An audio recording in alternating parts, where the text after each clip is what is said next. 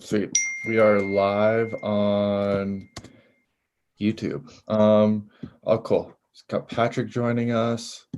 So we'll just give it a few minutes and let some other people join into the chat here. I think there's one other person. What's up, Patrick? Hey, how's it going? Good. How are you? Doing well. Cool. Ram's here.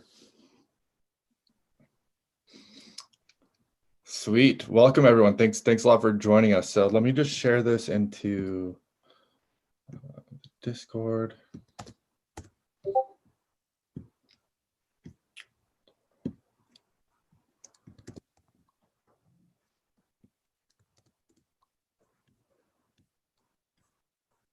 All right. Yeah. Thanks a lot, everyone, for joining us today.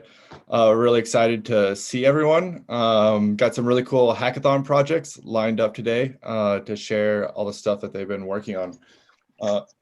Hey, Ram, how are you? Hey, doing well. Well, yeah. So a little bit about how today will work is we got 3 awesome hackathon projects. We'll do about like 15 minutes of demo, as well as they'll get maybe a little bit technical of how they went about creating their project. And then we'll do about like 5-10 minutes of Q&A. So if you have questions for any of the projects, make sure to drop it into the YouTube chat. And then we'll be able to relay those over and get your questions answered. So yeah, maybe we can, before we start, we can just go around and just introduce everyone who's here. We got Matt, Durkin, and Harry from the Link My Ride team. Do you guys want to maybe just give just like a quick introduction about your project that you guys created? Yeah, sure. So Matt and I created Link My Ride, which is a decentralized vehicle rental platform that makes use of Chainlink to connect smart contracts to vehicles to facilitate the hiring of a vehicle between a car owner and a renter. Matt, do you have Very anything cool. else to add? No, that's it. Yeah. Perfect. Yeah, and then really excited to have Kyle join us. A lot of people know Kyle from the community as well, and he created a really rad VRF project during the hackathon. And also shout out Kyle for all the help that you've been in the Discord. Definitely does not go unnoticed, and a lot of people have been really grateful for all your help in there answering questions. Do you want to maybe just talk just quick elevator pitch about what your project was? Yeah, sure. So I made a project about the one-time pad generators. So right now, if you look online, there's all types of one-time generators that exist, but they don't use like verifiable randomness. They all use pseudo-random number generators. So the purpose of our project was to create a simple one-time pad generator, but instead of just using a pseudo-random number generator, we would use a VRF, so that the user would be assured of the randomness generating the pads. Very cool. Yeah, thanks a lot for sharing. Really excited to see you go into more details with it. And then Aram and Aaron, so your guys' project was one of the most liked. I put out like a tweet on Twitter, and I was like, okay, what was your guys' favorite project? And hands down, a lot of people loved what you guys were working on with Open Library. And I'm excited to hear you guys can go a little more detail about like maybe your like grander vision that you were telling me and Patrick about earlier with it, and how this is just kind of like a stepping stone. But do you want to maybe just give a quick pitch about what you guys built and what it was? Yeah, absolutely. So Open Library was essentially trying to create a decentralized infrastructure for lending books in a peer-to-peer way. And on the smart contract side, that meant creating the basic business logic that any library would have. So rentals, late fees, extensions. And in kind of the analog side, it meant creating a RFID check-in, check-out system where each book would be tagged, and you could physically scan it to check it out. Zooming out a little bit, we think Open Library is a really cool like toy project, but we're really just excited about enabling hardware systems on blockchain. And we think that for smart contract developers, this really is kind of a new frontier where You could create things like parametric insurance contracts that are triggered based on a GPS sensor or water sensor. You create things like a decentralized Airbnb that uses a Ring smart lock. And really, we want to kind of accelerate this ecosystem in the Chainlink world. And we're mainly hardware people, to be honest. We like really struggled with the smart contract side of things, and we want to kind of just make it as easy as possible for smart contract developers to get hardware into smart contracts and get playing with it as soon as possible. Cool. Yeah, thanks a lot for sharing. So yeah, without further ado, so the order that we'll do this is Kyle and OTP will present first, and then we'll go on to Open Library, and Aram and Aaron can go into more details about that project. And then we'll wrap things up with Link My Ride. Again, if you have questions at all during any of the presentations, just drop them into the YouTube chat and we'll be able to relay those over during the Q&A session. So yeah, without further ado, Kyle, if you want to just take it away, and the rest of us, we can just turn off our videos for the time being. Yeah, sure. Should I share my screen or? Yeah, you can go ahead and share your screen. Let me, if it's not letting you, one sec. I think it's disabled. Yep.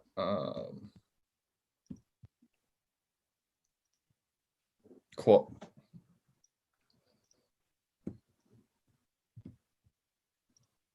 All right, can you guys see it?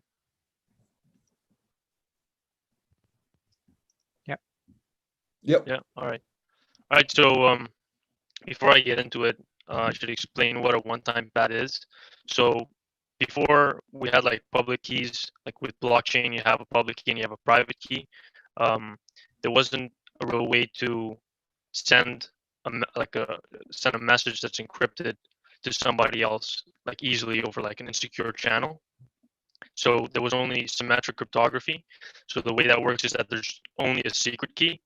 And so one of the ways that you can encrypt a message is with a one-time pad. So you generate some random string, and then you add that to the original message you're trying to encrypt, and then you'll share that key with somebody else, let's say in person. And then when you send the encrypted message, like over an email or wherever else that somebody can infiltrate it, there's no way that somebody can crack the decrypt the message, because they need that key, and then it's supposed to only be used once, and then you make sure that it's uncrackable. So then an example is, let's say hello there. You turn hello there into numbers. So then this would be the what you'd get, and then you generate some random key. And normally, like I said, they use pseudo random number generators to generate this random key string.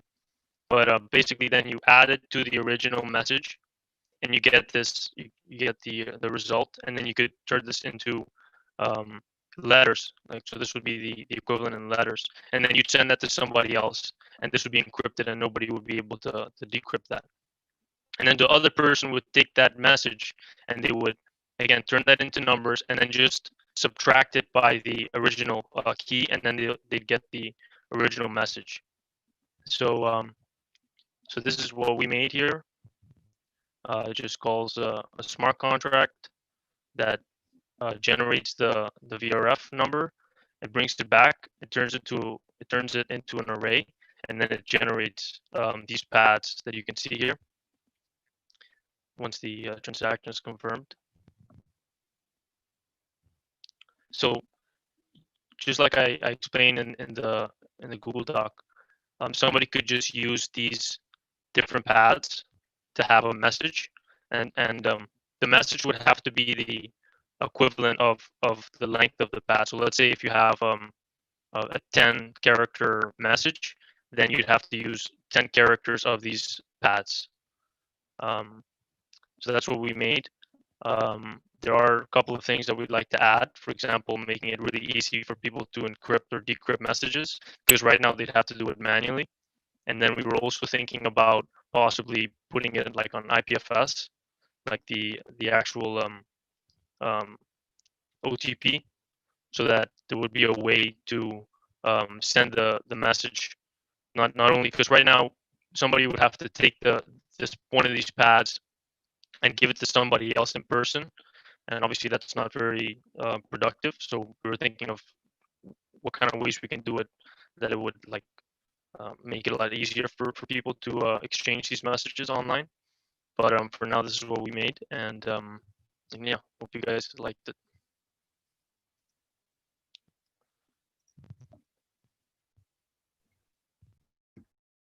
Very cool. Yeah, thanks a lot for sharing that, Kyle. So yeah, I would love to like just kind of know like, so this is one of the projects that was using Chainlink VRF. What was that like working with Chainlink VRF, and kind of what was the process like? How did you start, and like what kind of made you want to go about this idea? Well, obviously, first when I heard about VRF, I thought it was very interesting, and I wanted to. Well, actually, before I even heard about VRF, I saw Chainlink was doing the trusted. They were in the trusted compute framework, and that was essentially having like a private kind of method to compute things. And then I was thinking that you could actually create these like one-time paths or some type of encryption method using some type of the randomness generation that isn't like it's basically tamper proof. So once I saw the VRF came out that Chainlink made their own system to generate them, I really wanted to create a project using that. So this is just like a proof of concept to use that. But using VRF itself, it was very easy because all you have to do is send a seed in. So it could be like a block hash or a random number. And then you send that seed to an oracle, and an oracle sends or an oracle generates a random number based on that seed. And then it also provides a proof that it created it with that seed, and then sends both the proof and the random number on chain. And yeah, it was very easy to use to implement it into the project. So I was very glad to use it. Very cool. Yeah, and so you've been a long time Chainlink community member. The community loves you. A lot of people have seen you around Twitter and different things. What excites you the most about Chainlink and just cryptocurrency in general? How did you get into the community? I started in 2011, just like mining and stuff with my father. The main thing that I think crypto is really revolutionary and all the things that it enables. A very simple example is when I was, because I'm from Curacao, it's an island in the Caribbean, and over there's no such thing as like a GameStop or something like in the United States. So I didn't have any method to like buy video games. So I would use Bitcoin and pay somebody online, and they send me a game. So, and that's just a simple example. If you extrapolate that to like places in Venezuela and like places with hyperinflation, crypto gives them an alternative to their system. But Chainlink, I think, really pushes the boundaries of what's capable with this technology, because now you're not only playing with like, let me send a token or ownership of an asset to somebody else. Let me put that out to, okay, now we can actually do things with like contracts that have to do with external events, bringing external data, and then you can have all these cool applications that you can build, because now you're not only restricted to what's available within the blockchain itself, because now you can actually bring data from the outside world without hurting the consensus of the contracts and yeah. Very cool. Yeah, that's an amazing story. I really appreciate you sharing that. And again, just a reminder for everyone that's just joining us in YouTube, if you have questions for any of the projects, definitely just drop them into the YouTube chat and we can get to them and just answer them live. Yeah, so Kyle, for someone that's like joining a hackathon, what advice do you have for them if they're like just getting started? I would say, so the first thing that we did was we went into the teammates section to find teammates, and there was a lot of people that were talking and just asking around for joining projects and stuff like that. So I think going there in the community sections and asking people around, like, let's say you need somebody for the front end and you need somebody for the back end, or whatever, you can go in there and ask people. And And just in general, look at the documentation. That's a big one, because a lot of the information that you're going to be asking questions of is going to be there already. And yeah, I think those are the main ones.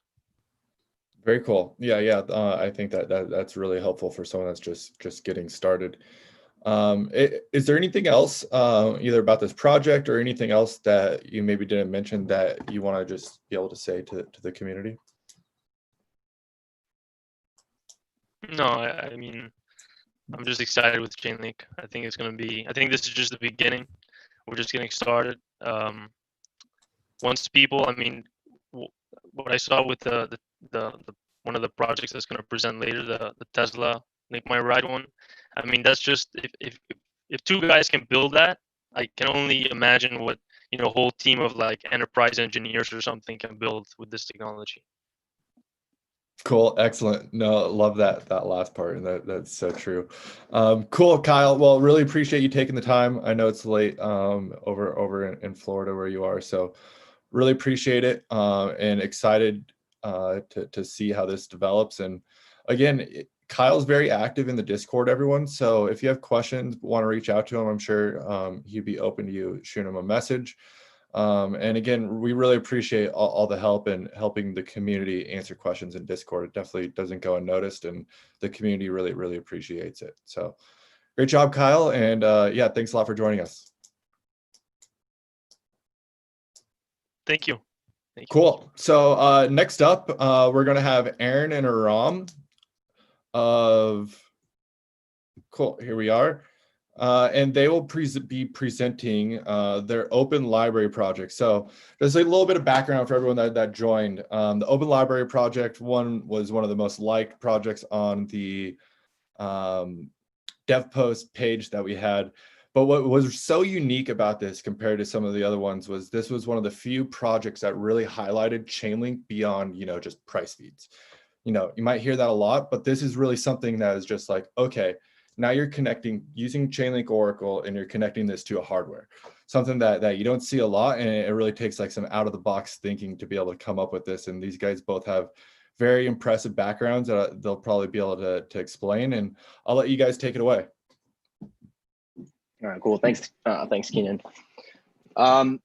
So just to kind of say where we're coming from with the project, I personally come from mostly a hardware embedded systems background. I work on some satellite projects. And Aaron, do you want to? Yeah, so my background is more from like a Linux, Unix administrator background. So, I mean, Aram and I, when we first did this hackathon, you know, it was pretty complementary skill set because he couldn't, well, for example, like setting up a Chainlink node, all that stuff, I was able to get that up and running pretty easily, relatively. Yeah, and this is to say that kind of we come from a very non-web dev background. We're not, you know, smart contract developers, but we really do see that hardware systems enabled on blockchain as a general programming paradigm is a really powerful frontier for smart contract developers. So for the open library project, we took kind of a very simple smart contract, namely something that only enabled like a few check-in, check-out rules. You can add late fees and things like that. But it was really quite, you know, straightforward, and I'm sure most people watching here would have no problem doing it. But the exciting thing was because we had this hardware integration, we could do something that interfaces with the real world. And not unlike Link My Ride, it's taking this power of having decentralized deterministic digital agreements and applying them to real world systems. And what we really see the highest value thing we could do right now is take our backgrounds in hardware and IT and leverage that to create really easy hardware integrations for smart contract developers that can do just really interesting stuff.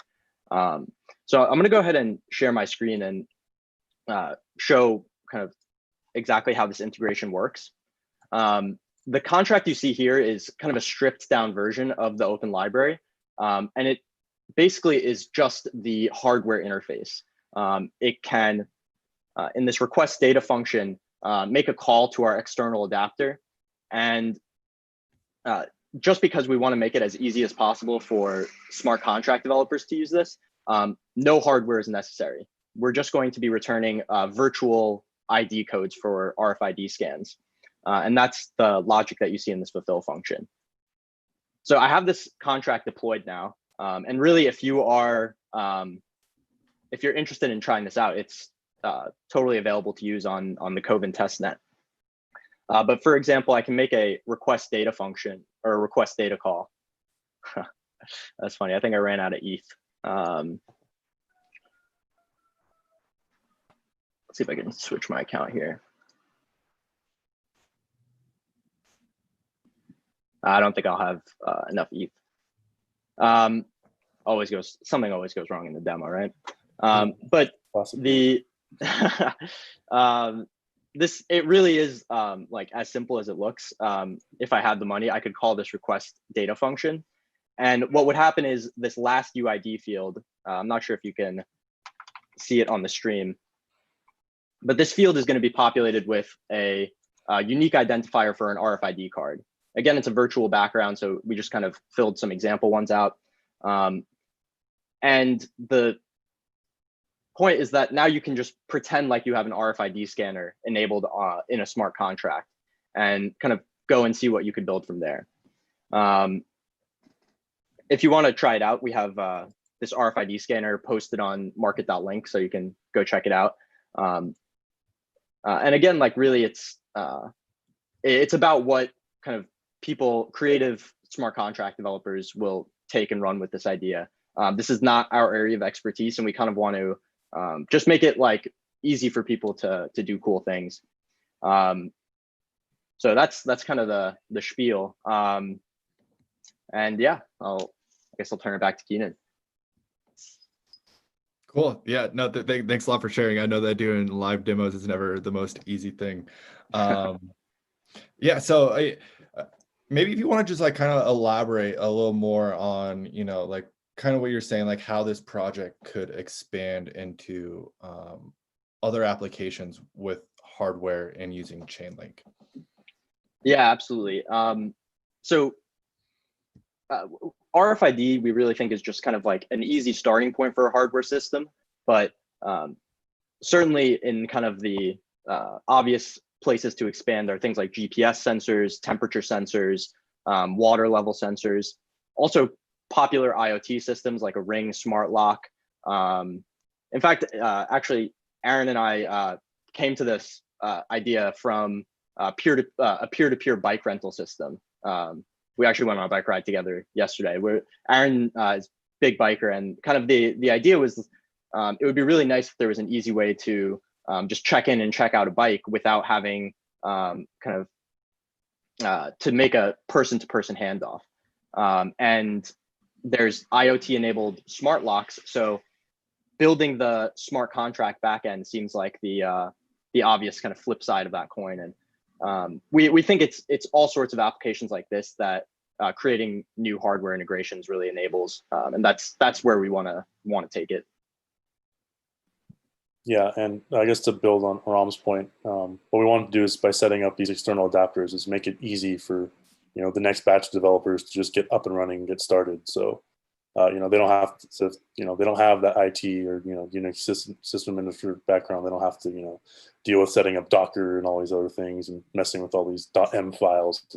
I'm sure everyone running Chainlink knows what I'm talking about, but so we kind of want to lower that barrier to entry so anyone can just these developers can just get started and just kind of get building on Chainlink and build these new projects. Cool. And so this external adapter that you're showing here, so this is basically an external adapter to be able to connect any sort of RFID hardware device. So anyone can go and be able to use this now, right? Yeah, and even if you don't have a RFID device, even if you have no hardware background, really the smart contract that I was showing in the demo is all you need to get started. It's as simple as making an HTTP GET external adapter call. So there is support for if you have a physical RFID system, where it says we support MyFair RC522 standard. But point is, it really doesn't need to be more complicated than any other external adapter call. And yeah, we hope to just keep growing this this ecosystem with more virtual hardware, more actual hardware, and yeah, it'll probably keep going on here. Yeah. That's great. And so is the smart contract, is that open source? Can people find that somewhere to maybe be able to just like play around with it themselves if they have like some sort of RFID device themselves? Yeah, so it's actually not on our GitHub right now, but I'll commit it right after this. The main thing we hope to look out for is we're doing a blog post on the Chainlink blog where we're going to have a full tutorial on exactly how you can do this integration. Kind of maybe write out a little more in words what we think cool directions for hardware on chain will be, and that'll be a great place to kind of get the tutorial. But if you go over to our GitHub, we'll have those contracts and also the external adapters open source. Perfect. Yeah, love it. I can't wait to check out the blog too. Patrick, do you have any questions that you wanna ask these guys? No, so I didn't have questions, but yeah, I did want to show that these guys, again, congratulations, by the way. You took your external adapter and you put it on market.link, and I just wanted to show and say, hey, like anybody can go on there and check it out and literally just use it, right? They're paving the way for hardware engineers. And if any of you take a chance to look at it, it's actually a pretty simple Flask, like a Python Flask server. So even like in my mind, whenever I think hardware engineer, I immediately go, oh, okay, they're doing some C, some stuff I don't know, like maybe they're doing assembly. I'm just, but yeah, their external adapter is really, really simple. So if you want to go in there and modify and make upgrades to it, it's you're absolutely more than welcome to. And you don't even have to be a hardware engineer. So just again, really, really cool stuff. Congrats again. Definitely anybody who's interested, go check it out. Go jump on market.link, add it to your nodes, and then you'll see in market.link under supported nodes, it'll be like, hey, these are the people who are supporting their external adapter that they made. So yeah, don't really have any other questions, but again, congrats and really cool stuff. Thanks, Patrick. Sweet, thanks guys. Yeah, and so when that blog comes out, we'll definitely share it with the community. You guys will definitely know about it, and that will have all the links and everything in there as well. And again, if you have questions, feel free to follow up with us on Discord afterwards too, and we'll be happy to answer any questions if you have them there as well. Otherwise, again, congratulations guys, and thanks a lot for joining us this evening. Cool. Right on. So next we will have Harry and Matt joining us with the grand prize winner from the Chainlink Hackathon, Link My Ride. And so this one, I think we're all very familiar with it. In fact, some publications even picked it up over the weekend and really wanted to highlight this external adapter that I connected with a Tesla API, and just the fact about the hackathon and everything that you guys built.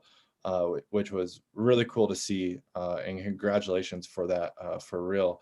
And yeah, maybe if you guys want to just dive right on into it. Sure. Thanks, Keenan.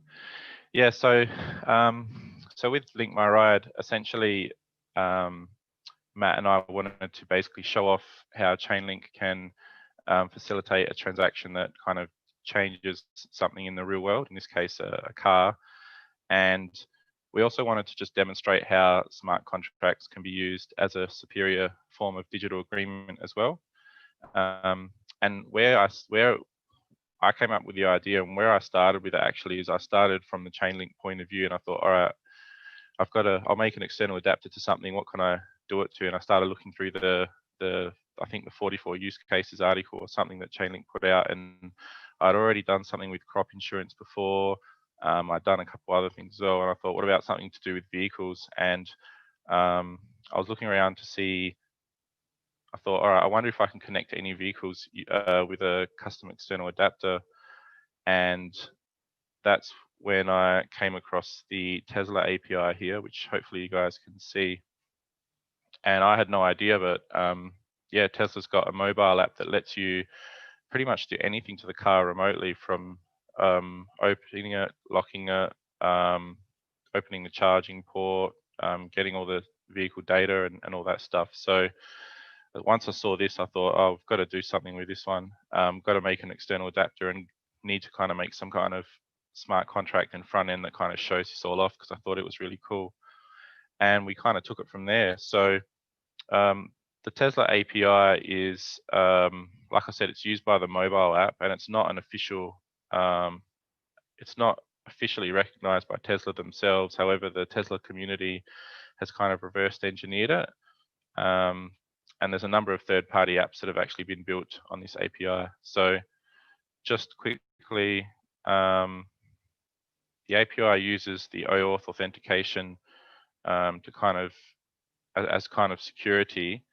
And what you need to do is you need to send your Tesla user and password on the Tesla website. And what you do is you get back an access token that you then use in all subsequent requests. And so you use that in combination with a vehicle ID, which you can get by doing a RESTful web service request to this location with your access token, and you'll get back a response with all the vehicle IDs associated with your Tesla account. So most people just have one, but and with that vehicle ID and with that access token, you can then connect to the main API endpoints. So the main one in terms of getting vehicle data is the get vehicle data RESTful web point here, endpoint, where you plug in your vehicle ID in the URL.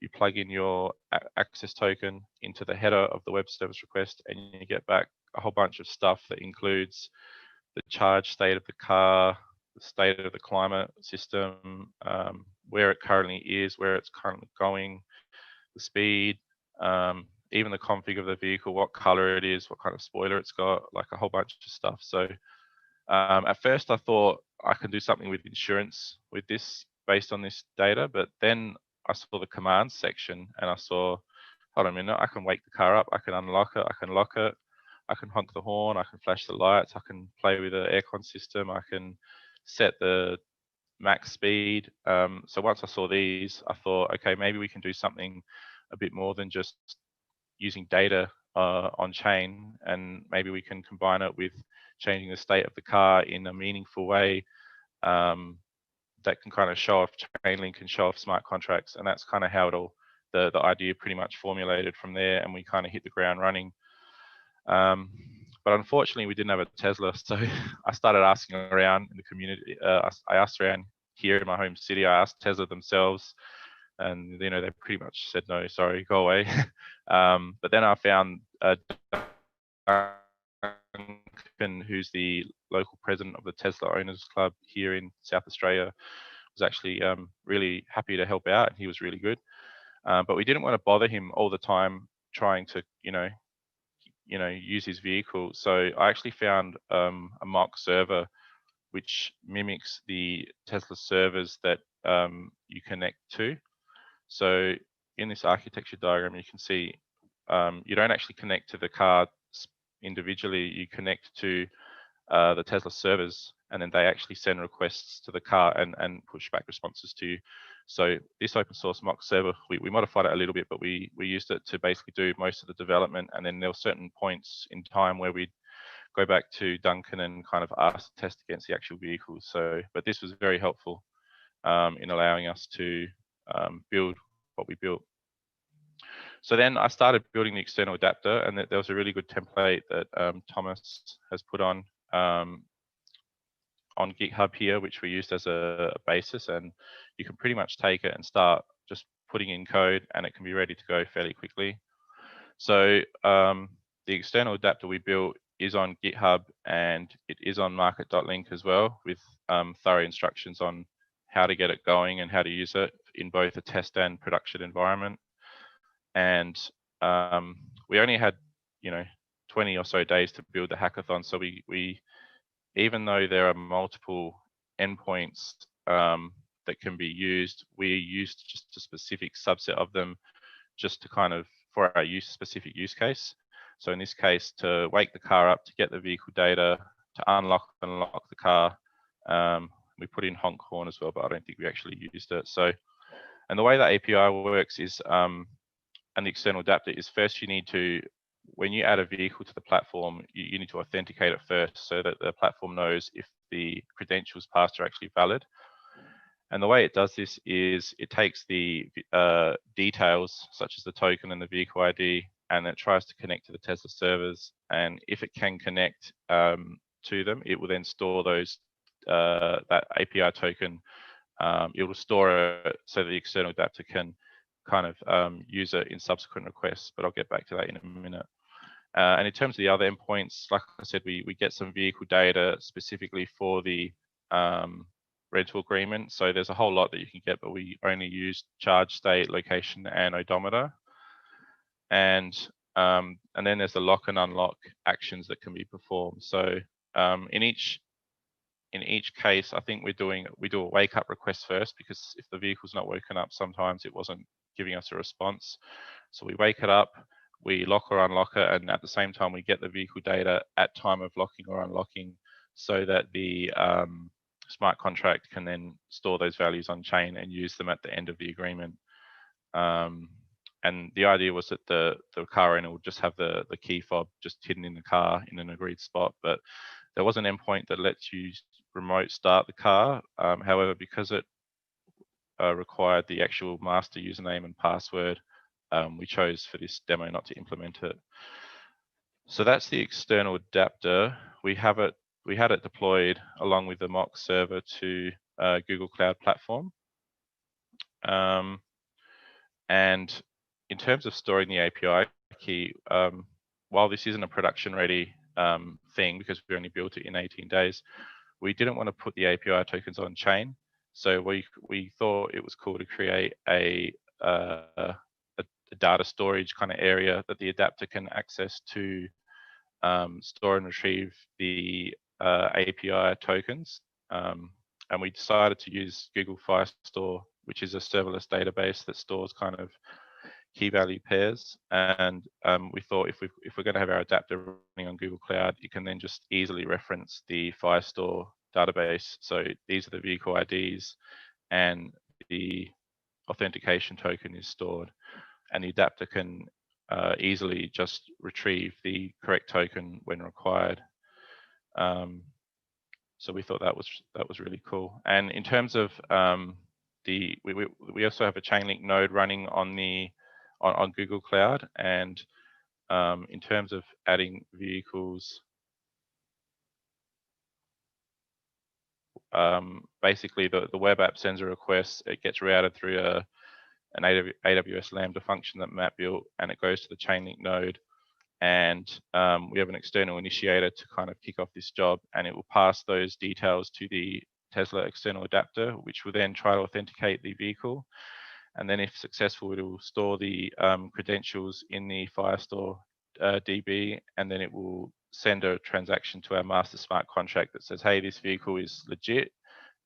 You can now use it in the platform. So what I'll do now is I'll just demonstrate the adding of a vehicle, and then I'll hopefully let Matt take over to kind of demonstrate the hiring of a vehicle, and maybe talk about the smart contract and front end aspects from a technical perspective. So I'm going to go into vehicle owners. I'm going to go add a vehicle. 50. This is connected to the mock server, so it's always just going to return a success, but these values need to be correct values if you're in a production environment. I'll say the vehicle's located there, and we're going to submit that to the master smart contract and it's basically saying, hey, we want to add a new vehicle to the platform that we want to rent out to people. These are the details of the vehicle. And once that gets confirmed, what we'll hopefully see is in the, there's our vehicle. So it's in a pending status. So it's not approved. You can't use it in the platform yet. And what happens on the Chainlink node is we have this job specification just kicked off, and it's taken all the details we passed. It's passed them through to the external adapter to authenticate the vehicle.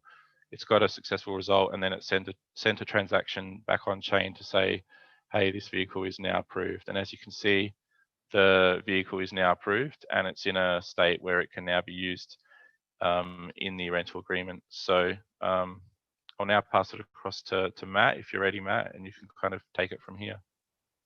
Sure. If I can work out. I think you do need to stop sharing your screen first. There we are.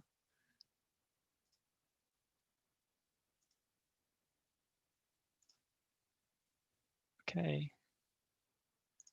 So I should hopefully be able to find the car that Harry's just added. So yeah, I'm entering the app kind of as a vehicle renter now. Can specify when I'd like to rent it, for how long, and it should load up the cars that are available for that time. I think it was this one you added, was it? It's also worth noting, I don't know where our faces are on the video, but there's a currency picker in the top that we implemented, which uses the Chainlink price feeds. So you can switch that between USD, GBP, Australian dollars, and everything in the app will update to use that currency. So yeah, let's go and try and hire this vehicle. Hopefully I've got enough ether.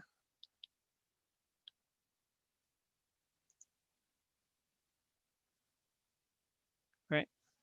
So when that's done, it should hopefully redirect me back to the renter's dashboard. So this is the main smart contract that we have is like a factory contract. And when a user goes to create a rental agreement like this, just down here now,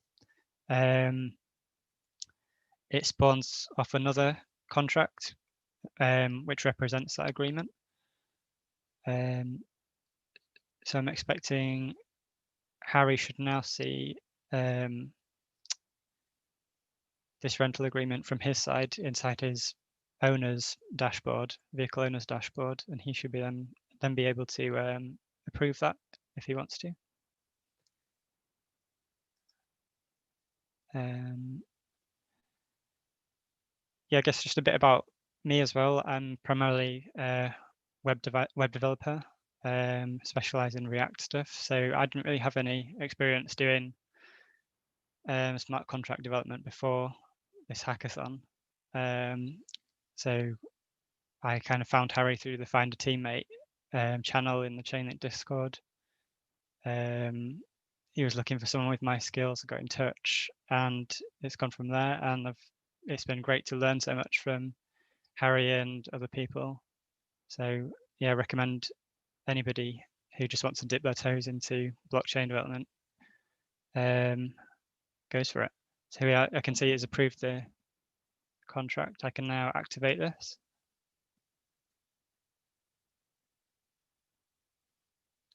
And confirm.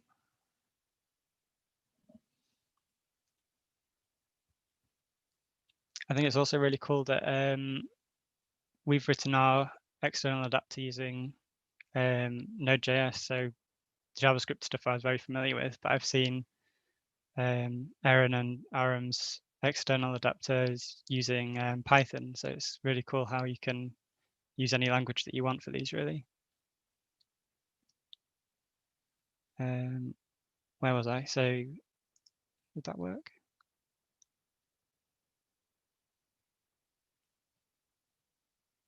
Sorry, it's active. It just took a while updating. So yeah, in the real world, the vehicle will become unlocked at this point. You can take it away, drive it. I don't know, did you want to update any details to simulate anything here, Harry, or are we just... Yep, I just updated the mock server charge state and odometer just so that we can demonstrate the penalties, I guess. I don't know if any penalties will Awesome. kick in actually, but we'll see how we go. Um, I can't remember what Oh. the thresholds were. it's erroring for some reason. At least we've got this other, this is one that we did during the closing ceremony for the hackathon anyway. But we can see that this one here that we did before, penalties were calculated based on the car being driven too far. The car wasn't returned with the same amount of charge that it left with. You can see here 55% down to 30%. So yeah, there's some penalties taken. The rest of the bond will get returned to the person renting the vehicle. There's some rent payable which goes to the vehicle owner as well. And there's a small platform fee which would be used to keep it all running.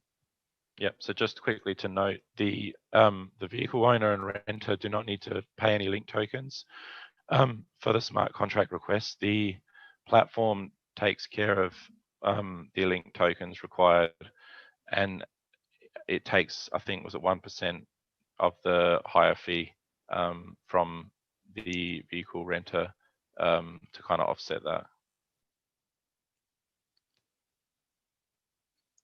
Yeah, I think that's all we've got to demo with the app that we made. Cool. Yeah, thanks a lot for going into the details with that. And again, congratulations, you guys. You guys rocked this, and the UI and the UX of just the whole front end is slick. It looks good. So Thank you very much. that definitely played a huge role too. And yeah, to what Matt was saying as well, you don't have to be a Solidity developer to really dive into, you know, Chainlink and smart contracts and everything else. You can, you know, create an external adapter with a very cool API and you know, find someone else that can help with the smart contracts on that side of things. And so if you know of a cool API that you're like, holy shit, this would be something really cool to be able to put onto like a smart contract, and I have this crazy idea, you know, build an external adapter for that and you know, come into the Discord, and there's probably someone there that will also think that's a pretty cool idea and want to run with it with you. Also, another shameless plug, but you might have seen the integration this morning with Agoric. And so Agoric is a smart contract based platform completely on JavaScript. So you don't even have to know Solidity. And so you can create smart contracts, create DeFi applications, and use Chainlink oracles directly with you know, this JavaScript based smart contract platform. So there's more and more technologies coming every single day to, you know, get more developers into this whole DeFi cryptocurrency world that we're living in. I saw one question, Harry, for you, and you kind of touched on this, but maybe you can just say it again. But what are the smart contracts triggered by, and how does Chainlink kind of fit into this whole system that you guys built? Yep. So I'll just share my screen again. So there's one master smart contract which the web app connects to, and that basically generates vehicles and agreements. And an agreement is between two people, so a renter and an owner. And once that agreement is generated, it's its own smart contract, and the vehicle and the renter essentially work together to change the state of the contract from proposed to approved to active to ended, or ended in error or whatever. So it's always once an agreement has been created, it's the user, the renter and the vehicle owner that directly interact with the smart contract, which then interacts with the Chainlink node and external adapter and Tesla servers to then change the state of the vehicle and get its data. But there is kind of one slightly different scenario to that, and that is the add vehicle kind of flow, in which the vehicle owner it doesn't interact with the contract. It kind of goes around it to the Lambda function, which goes to the node. So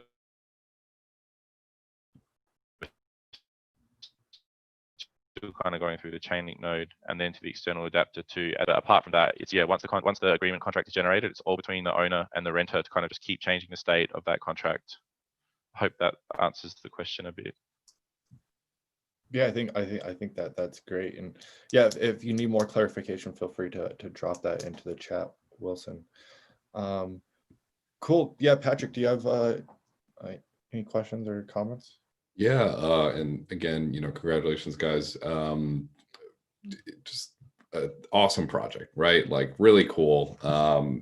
It's almost, I almost feel bad saying like, at the end of the day, it's a really simple architecture, right? I almost feel bad saying that because it's so cool, but at the same time, there's a lot of beauty in its simplicity, right? Yeah. It's an external adapter connected to a smart contract. Like at the end of the day, that's at the lowest level. That's really what it is. It's just hooked up to an awesome use case, which is Tesla. With a banger front end too, which is fantastic. So I did actually want to ask about when I saw you doing the demo, and I didn't ask about this before. And then Kina, are they the last ones to go? Do somebody else have the last one? All right, cool. So I have time. When you were browsing around your node, I saw you were kicking off, and I actually thought this was really cool. You even put in the parameters for the ETX transaction. You were kicking off like the web and the jobs with the web initiator to push stuff back on chain. Is there a chance we could actually pull that job back up? Yeah, sure. Let's have a look.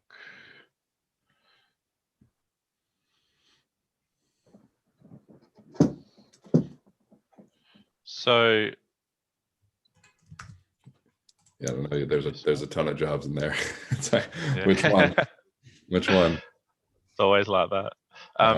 Yeah, so this is the web initiator one. So this is when the smart contract wants to interact with the vehicle. No, sorry. Did you want the web one or the run log one? Well, both actually. So let's start with the web one. So I was just clarifying. So the web one was just one you were using to kind of like test kicking off transactions. Is that correct? So the web one is used when you want to add a vehicle, but we don't want to expose those vehicle credentials on chain. Mm-hmm. So it comes via the front end through a Lambda function that Matt kind of built, and it kicks off, the Lambda function will kick off this job, right? And the parameters will get piped through from the web initiator down to the external adapter, which will then call an authenticate action against the vehicle. And then if that's successful, it'll then generate a transaction on the master smart contract of Link My Ride to say, hey, this vehicle is now, it's legit and it's ready to be used in the platform. And the smart contract will then update the state to say, hey, this vehicle can now be used. Right. So that's the web one. So you're using I was just saying, so if you go back to that job again real quick, you can see at the top it has that run button, right? So something cool about the web jobs is you can kind of just run them, from your node. But you actually used it for kind of their more intended purposes, which is great. What a lot of people generally use them for is literally, like, I know I use them all the time just to test. You pop in a run job. Okay, is my node working? Are my external adapters connecting? But you actually are using like the HTTP. What am I trying to say? The API, that gets generated with this web job. Yeah, that's right. The Chainlink node run job API. I can't remember what it's called, but we use that to kind of generate an instance of this job and kind of kick it off. Yeah. So that's the. Sorry, go. Oh no. I was just saying. I just wanted to comment on kind of how, like a sophisticated use case that is, right. It's a lot of the most of the time when people think of oracles, they think, okay, it's just a way to get data, right? But this is you saying, yeah, you can get data and you can return data, but this is like a great example of saying, hey, well, also it can work as just porting data on chain too, which is really, that's right. Yeah, which is just really fantastic, and it's really cool to see kind of the creativity that you put into this. So, again, fantastic job. Really, really cool. I could ask you a bunch of questions to kind of go nitty gritty, But again, anybody who saw this project and goes, oh, this is really cool. I want to build off of it. I want to do whatever, all their code is online. You can definitely check it out on the Chainlink marketplace, market.link. As you saw, they put their external adapter on there. So anybody who's running a node who wants to be a part of, servicing and kind of like having smart cars be rented out via smart contracts, and specifically Teslas, can just add this external adapter to their node and be good to go, which I think is insane. So kind of a weird side question: do you guys think you're going to be running your running some production Chainlink nodes to be renting out cars, or what are you guys thinking? Yeah, maybe. I guess it depends on what the demand would be. I guess in an ideal world, Tesla's kind of more on the upper end of the vehicle. It's kind of like a luxury car, or in Australia it is anyway. I don't know about the US. I think it'd be cool if going forward we start to see more common vehicles adopt this kind of integration between, say, a mobile app and a vehicle that allows to do all these things remotely. And I think if we start to see some more of that, then we'll definitely start to see more of these things come up, I think. Yeah, Matt, do you have any other comments? Just that I think there's quite a bit of work to do on the security side of stuff to really get it, production ready, usable in the real world. It's very much proof of concept at the moment. Yeah, there's only so much you can do in 18 or 19 days, I guess. Yeah. Yeah, right. If you guys ripped up a business in 19 days, I think that might be a world record. But yeah, again, really cool. There was so I know we ended up chatting a little bit over Twitter. I know, like Keenan said, some news outlets actually picked it up and they were like, "Wow, this is so fantastic. This is so cool." And I saw you guys actually gave a couple of really good answers to some questions. So, for example, I saw somebody comment. They said, "Oh, well, why would we need this? Why would we need something like this? We already have." We already have Turo. We already have XYZ. There's rental services out there already. Why would I want to do it through a smart contract?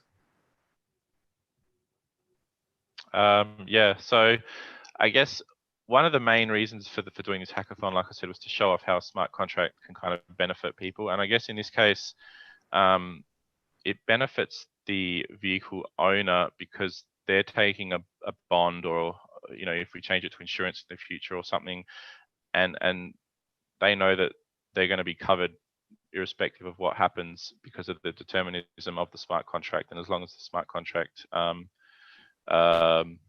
has this access to the external data and events, which it does, that they know they're going to be kind of covered. And another thing is in traditional platforms, usually the person providing the service or item or whatever usually has to pay 30% of their revenue back to the company that owns and runs the platform. But in this case, because it's kind of all decentralized and kind of trust minimized, they get to keep almost all of that, with just a small portion going to the platform to offset the link tokens that the platform is providing to the smart contracts. So that's kind of a big benefit for the owner, and the renter benefits because they know that as long as they just do the right thing and don't do anything that the smart contract tells them not to do, that they're going to get all their bond money back, and they can just give it and have trust that it's going to come back. Like if you said, "Oh, if a car owner said, if you give me $2,000, I'll let you use my car for 2 hours," and it's a complete stranger, you probably wouldn't trust them. But you know that the smart contract's going to have that guaranteed execution, and if you do the right thing, you're going to kind of get that money back. And due to increased income from the owner, because of they get to keep the majority of the earnings, that the renters should get lower kind of rental costs as well because of that. Yeah, which again, I think that's that's fantastic. That hits the nail right on the head. There's this trust piece. There's this profitability piece for the people using it. They can make more money, excuse me. And the other bit that's kind of funny is basically you're saying, hey, don't drive my car off a bridge, and it'll get your money back. You'll be good to go. So cool. So I know we're at time. Yeah. Cool. Well, again, congratulations to all the hackathon projects and all the developers in the Chainlink ecosystem that are out there building. It wouldn't be able to be done without each and every single one of you. And again, congratulations to everyone who presented today. Your guys' projects all were fantastic, and there's way more applications with this. You guys create a proof of concept, and I think that's like the key with these hackathons for everything that you guys do. So congratulations, great work. If you guys have questions that are listening in, definitely, yeah, very based projects that presented today. If you guys have questions, definitely jump into our Discord, and we'll be able to answer them there. And like I said before, there's a lot of different tools that are being created to allow anyone and enable anyone to be able to create these smart contracts. So if you have ideas, you don't have to be the one developing it. There's probably someone else that will think that's a pretty cool idea. So, keep working hard, and we'll see you next time. Also, some other things, we'll be hosting an AMA tomorrow morning with Dodo. So if you want to learn a little bit more about a really cool exchange that we just integrated with, definitely join us on the Chainlink official YouTube. And there'll be a lot more of these hackathon demos and more technical workshops coming up over the next few weeks. So pay attention to the events.chain